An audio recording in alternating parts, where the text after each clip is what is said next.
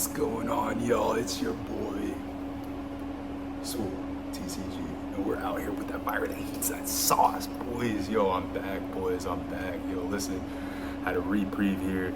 I was away, out of town. Unfortunately, I was dealing with a family loss. We lost someone in our family, so I had to travel last minute, unexpected. Very unfortunate. So I've been off my grind here, naturally. But guys, I have so much content for you guys. It is ridiculous how much content I have for you. I got to put out a lot of videos with you guys, so please bear with me here. Right now, we're going to go over canine Azamina. There's multiple variants of canine Azamina now. I've been testing a lot. I've been working with quite a few people online too, talking about theories, their options, their tech options. So shout out Brenton, shout out Steven, work with them quite a bit. They give me some ideas. We kind of fuel off each other and discuss theories and what we think and everything. So big shout out to you guys. Lots of shout outs. I'm sorry if I missed some of y'all guys. Listen, I'll get to you guys as we get into the other videos. But you know, this version of canine Azamina that I'm sharing with you today, I believe is the standard way to play canine Azamina. I think this is a perfect way to play it. There's other kind of ideas that I have that I'm also going to be putting out. So we're going to have a couple deck profiles with different options regarding the engine.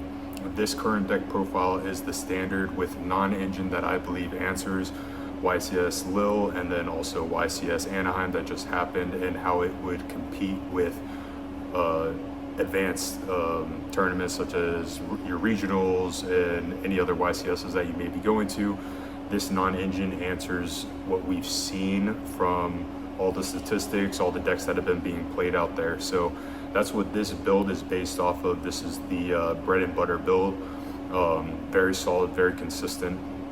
But I am working on a couple other builds to try different tech options as well as some consistency options to maybe even maximize our consistency even further.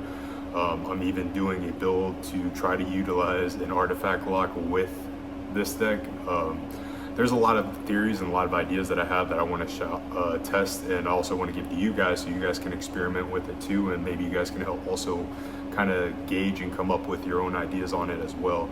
So, but for right now, this is the bread and butter. This is what I'm rocking. I don't think anything will really change right now for the next couple of weeks, maybe in the next month or so. We'll see how everything keeps shaking out, but this answers all your top meta decks. This answers 90% of the decks in the room with the way the non-engine and the side is set up. So the non-engine and the side are completely different.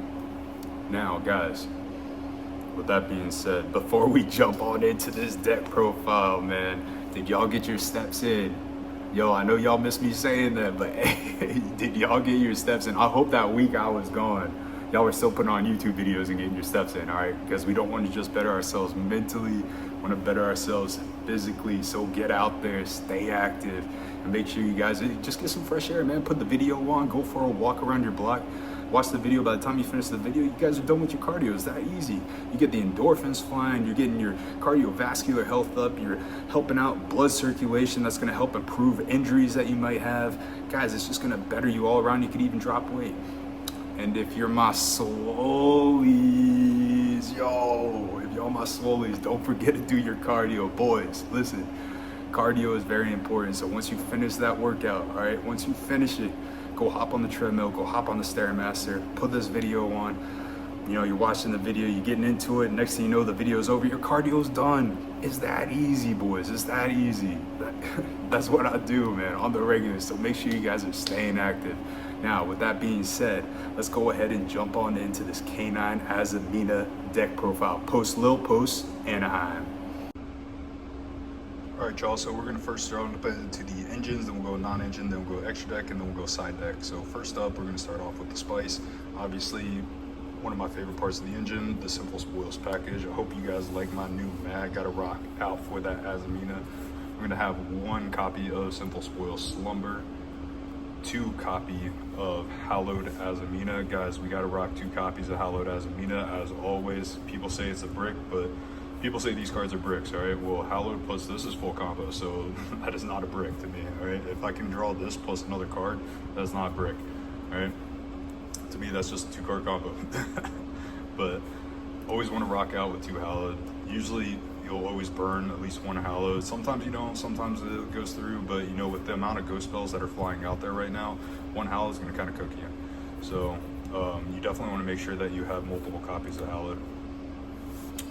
Next up, we are rocking 2 copies of Deception. All right, Deception's Deception. This is where some of the other builds that I'm currently working on, I'm thinking about bumping this up to 2 and possibly changing out our copies of case to bumping case down to 2, and then increasing our slumber up to 3, or I'm sorry, our deceptions up to 3. Mainly because adding in 3 Noroi obviously pushed our canine count up, and our canine 1-card starters are now up. So we're seeing a lot more canine with this variant. So having a little extra access to our Sinful Spoils package will be absolutely huge. Next up, the GOAT himself, herself, whatever you want to call it. We're on the 3 copies of Wanted. Wanted with Hallowed is full combo. Wanted is the absolute GOAT, guys. Got to rock out with 3 copies of Wanted. Next up, for our wanted targets, we have our 3 copies of Black Witch, and then our 1 copy of the GOAT. Vengeance. Yo, Vengeance has to be one of the most cracked cards, guys. Let's just take a moment to appreciate this QCR. This card is just so disgusting. This card is always treated as a Simple Spoils card. Gotta love that. So cracked. But rocking out max copies of this because this is just full combo. We want to see Witch in our hand. It just helps us so much, especially if they interact with our canine cards. We just go off with our Simple Spoils cards. So that is it for the Simple Spoils package. Now we're going to go ahead and move on to the canine package. So I'm doing a little bit in reverse. Our 1 force release. Sometimes 2 comes up, but since we're playing a second engine, we don't really care to have the second additional quick play spell. The 1 is fine, plus it can reset itself. Then we're on 3 copies of a Case 4 K9. Guys, this card is absolutely cracked. Not only can this be a starter for your Simple Spoils cards, because you can just send this off a wish. So say you activate this and then the Ash it, and then you just go ahead, okay, send Case of K9, special out Witch, and then you're never negging. You're literally never negging. So Case of K9 is just absolutely cracked. It's so free. It just provides you so much value, especially with having an engine that needs to send cards to the grave from hand and field. It just provides you with so much extra layer and value right here. So gotta appreciate this card. Probably one of my favorite K9 cards, and one of the coolest Starlights, honestly. Next up, 1 copy of Lantern, 1 copy of Lupus, and 2 copies of Jokul. Jokul's the GOAT. I honestly somewhat wanted to run this at 3, but I mean, if we start doing that, I mean, we're pretty much pushing into the pure K9 build. So 2 copies fine. This is the perfect ratio right here. I wouldn't bump it up anymore, change it anymore. If I was gonna change ratios to build up consistency more, it'd be, like I said, adding in a 3rd Deception, because Deception is a 1-card starter. I mean, technically 1.5, 2-card, because you need to tribute something. But I mean, if you normal out this or a Noroi and it gets imperm, you just use your Deception to tribute, and then your full Azamina plays. So I mean, having this 3rd Deception, I feel like could come up and could be a big thing for us. But for right now, I'm absolutely fine with just rocking with how it is currently. And 2 Jokul, 1 Lantern, 1 Lupus is just perfect for this build.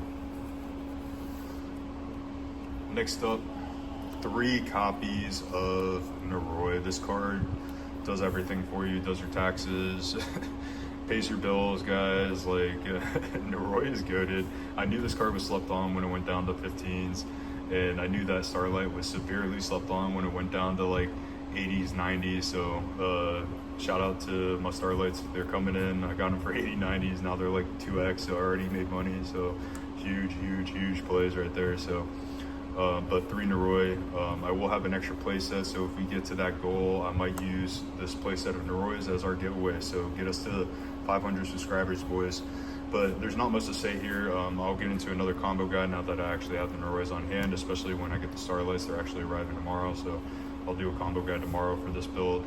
Again, just to reiterate and cover this build for anybody that hasn't already seen it. Then next up, we have our 3 copies of Azuna, one of the best hand traps in the game currently. This answers Mitsu cards. Mitsu's obviously the best deck in the format right now. So we obviously want to have our answers for Mitsu, and this Mitsu turns this card on. So I mean, you can just instantly start providing disruption and value with this card. And obviously, it's not to get into Yummy, but that's why they gave us our boy Naroi to just cook Yummy for free. So maxing out on that K9 package right there. Next up is for the non-engine. This is where it gets a little spicy. We made a couple changes here, not too many, but you'll notice the difference. So we got the singular copy of Talents. Talents is Talents. I feel like if you're not maining this, you're kind of stupid. Even I thought about cutting out Talents at one point just to make an additional room to play a 3 of, and it's just, I was like, don't be stupid. Talents is Talent, is amazing going first, is amazing going second, is the reason it's at 1. You can play Talents, you play Talents. It just gives you so much value. Next up, 3 copies of Imperm. So we obviously want to max out on Imperm. Imperm's a god card right now. Guys, don't crucify me. Somebody stole a QCR Imperm from me when I was away up in Massachusetts. So shout out to you Mass players. I want my QCR back.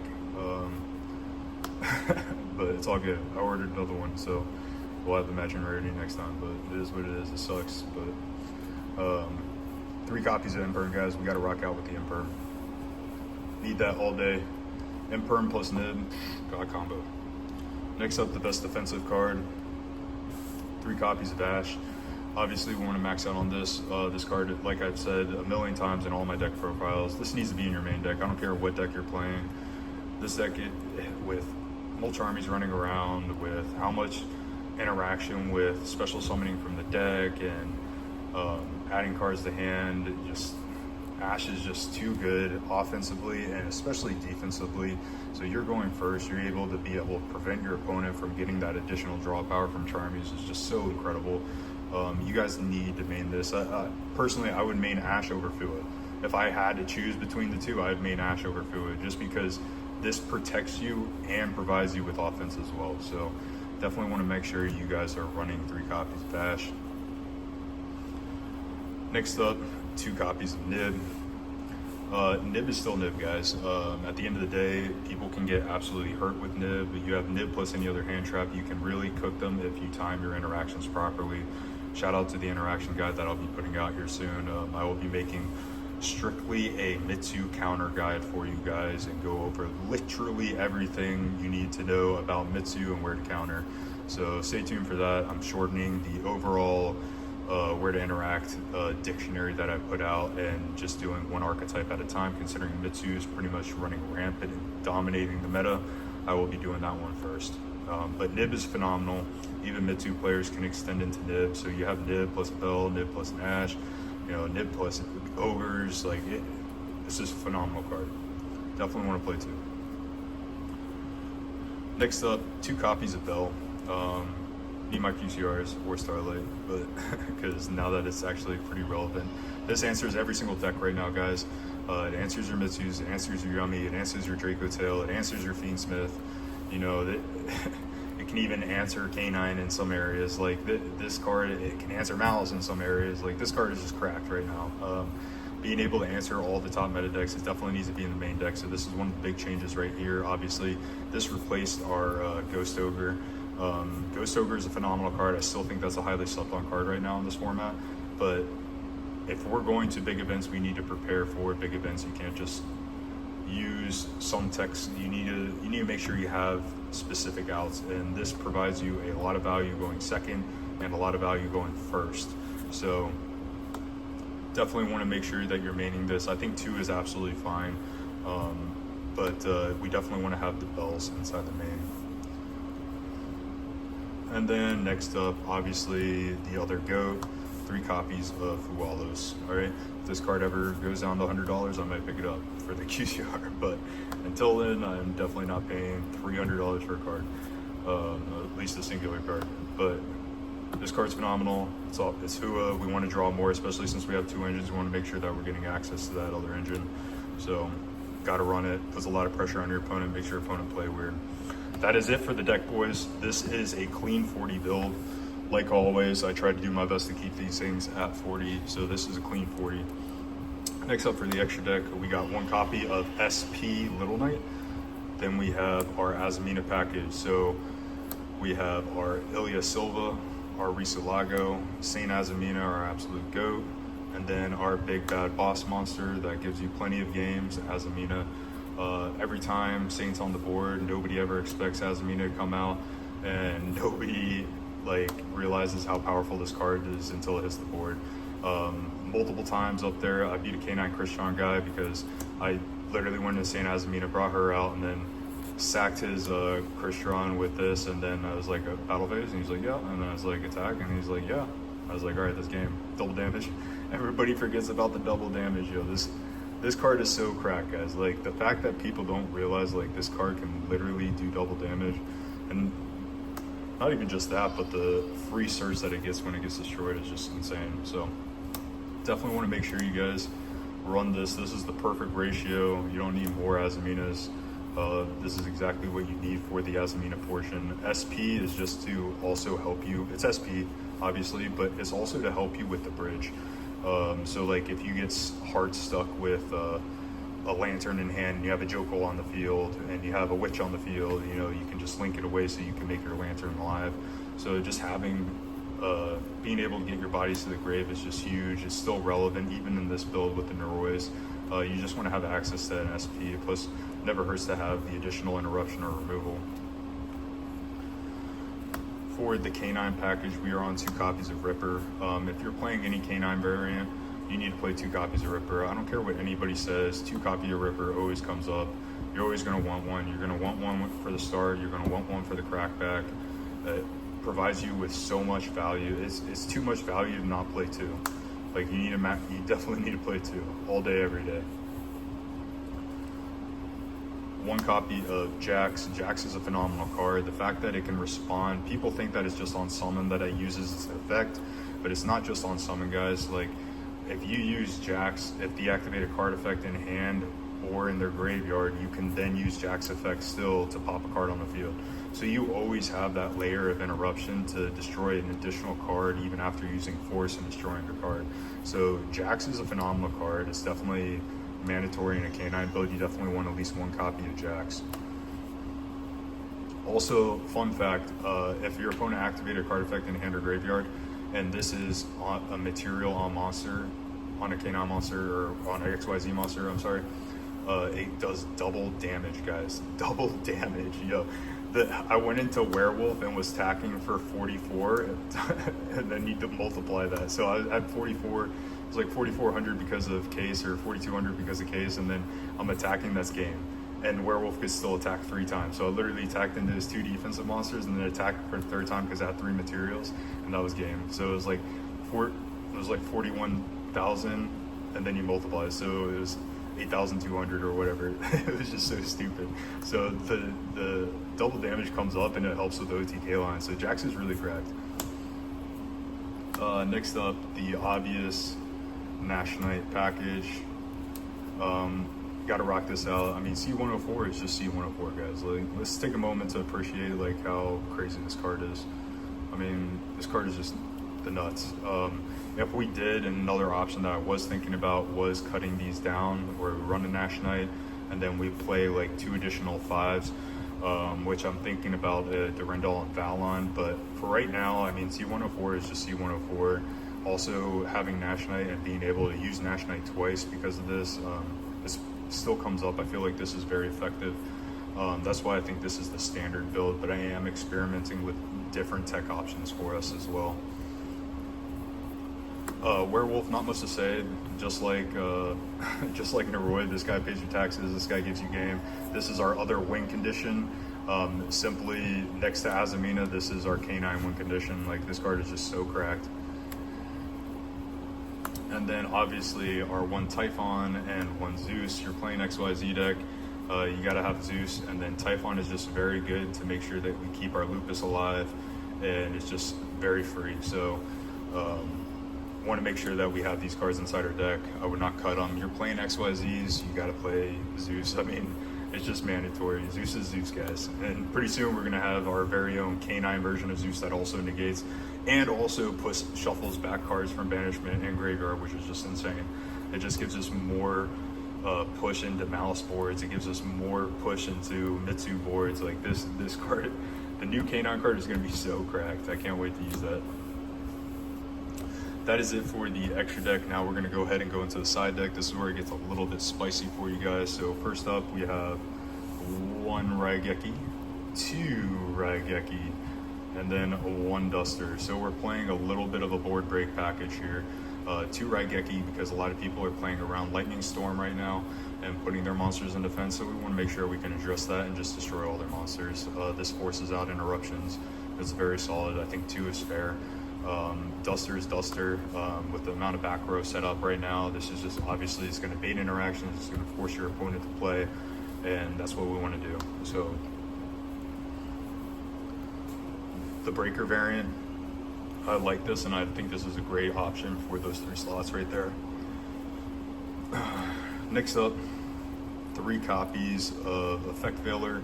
Obviously, we want some more answers into Yummy. We want more answers into our matchups. Effect Veiler is very good, especially into, and the main reason, so like, obviously this is very good into Draco Tail as well. But personally, I feel like Ghost Ogre is a lot better into Draco Tail. I feel like Ghost Ogre is a lot better into Fiendsmith builds. I think Ghost Ogre is very unique and can force your opponent to play very weird into Yummy if you ogre them at a certain spot.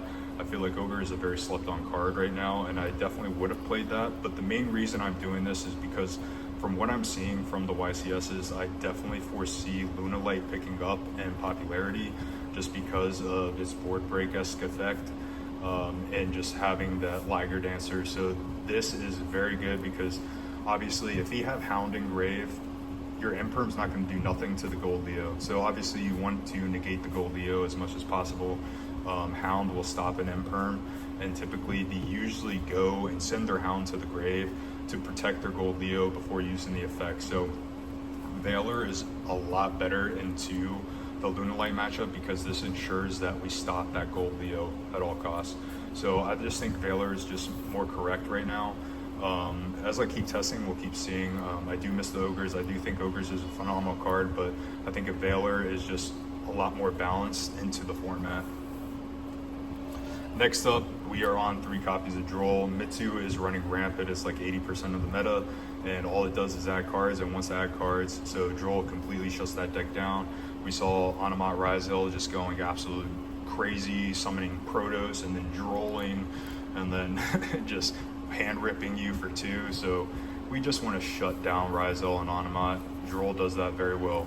So definitely want to play 3 copies of Droll inside. I don't think we need to main it unless we go the route where we add a Durindal in and want to go for that hand rip effect, which that is part of the build that I was working on that I was talking about with dropping the Nationite rank up, and then I just changed up the non-engine to add the Droll, so we always have the option to go into the Durindal and hand wipe our opponent, which I will cover that as well in the combo guide. Next up for our going first cards, we have the 1 copy of Called By, 2 copies of Black Goat, and then lastly 3 copies of D-Barrier. So this, I went away from the Thrust package purely because it just doesn't add enough value, especially against some decks. Some decks will just wait, they won't use interruptions on you, and then you're just sitting with a dead Thrust in your hand, and that's happened more times than I'd like to admit. So having just the traps itself, being able to set this, these are game enders. So you play this at the right situation, it's just going to answer whatever you're going up against. Same thing with Black Goat. I mean, Black Goat is still a god card. I mean, you can literally shut them completely out of one of their engines, or just completely shut them out of the game period with setting Black Goat. So I feel like this is the best going first package. And that is it for the deck profile, guys. Let me know what you guys think. All right, y'all, so I hope you guys enjoyed that deck profile. Before I go any further with this, I want to show you guys something very special. All right, so if y'all stay to the end of this video, y'all get to see a sneak peek right here. All right, so if you guys see me at events, I have made a custom shirt here for you guys. So this is my custom shirt I will be wearing at events for you. If you guys see me rocking, we got the Azaminas, we got the Canines on here, we got the Witch on here. all that. So if you guys see me out there at events, YCSs, or you see me at regionals, I'll be rocking this one.